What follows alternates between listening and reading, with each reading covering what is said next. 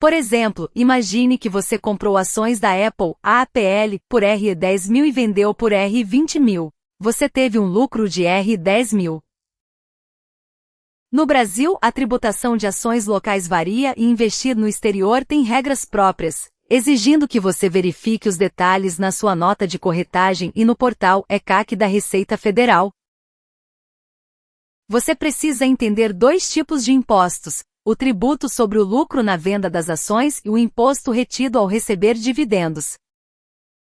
Parece complexo, mas, uma vez compreendido, você consegue prever os ganhos com muito mais precisão e planejar como otimizar seus tributos.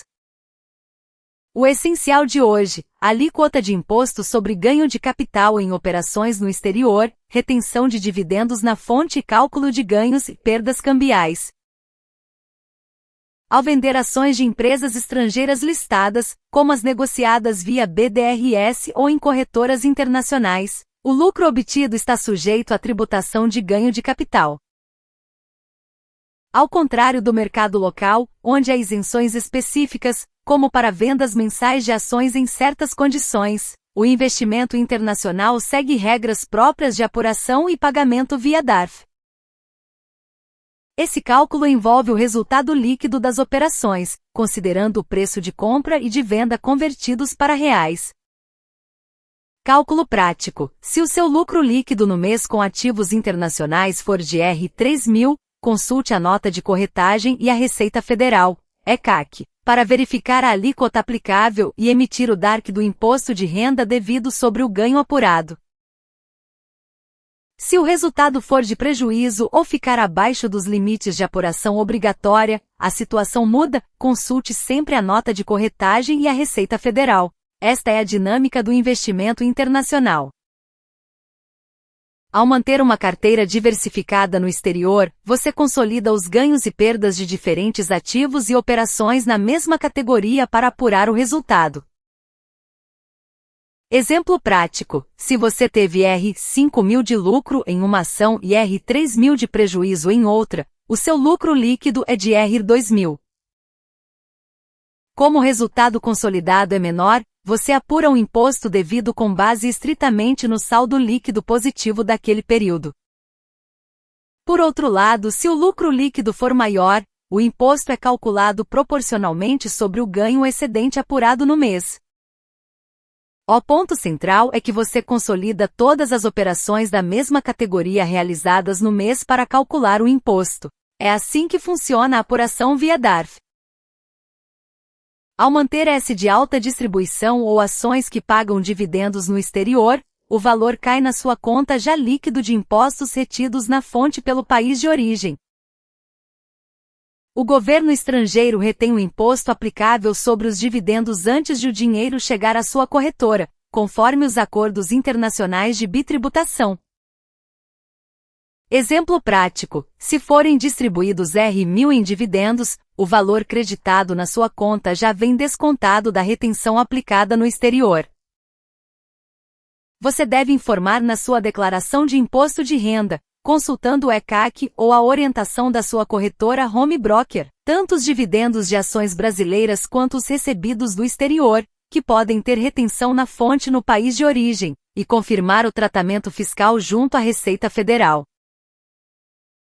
Essa retenção na fonte é o imposto pago antecipadamente. Dependendo dos acordos de compensação de imposto pago no exterior, isso pode impactar o ajuste anual na declaração. Ao investir no exterior, como em índices globais, você não acompanha apenas o preço do ativo, mas também a variação da taxa de câmbio entre o real e o dólar. Exemplo: se você comprou um ativo por 100 quando a taxa de câmbio estava em R$5,00, o custo de aquisição em reais foi de R$500. Se você vendeu os mesmos 100 mais tarde, mas a taxa de câmbio caiu para R$4,80, você recupera a R$480. O ativo manteve o preço em dólares, mas houve uma perda cambial de R$20.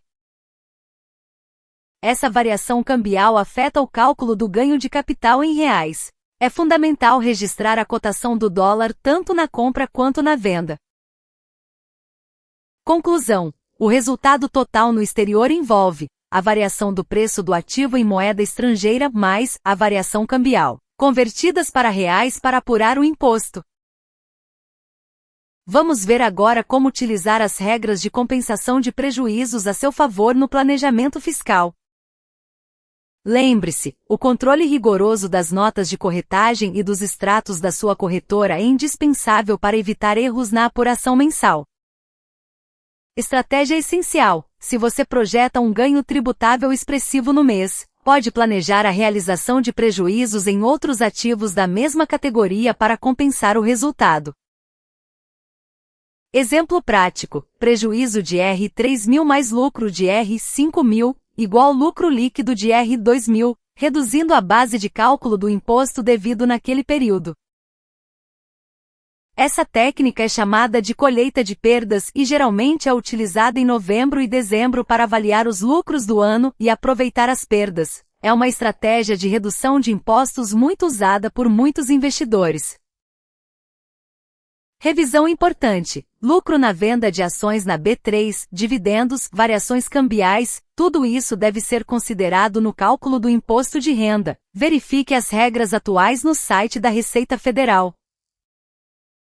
Dica prática: anote a cotação do dólar quando vender, isso ajudará a calcular o imposto de renda no fim do ano, é um detalhe que pode ser fácil de perder.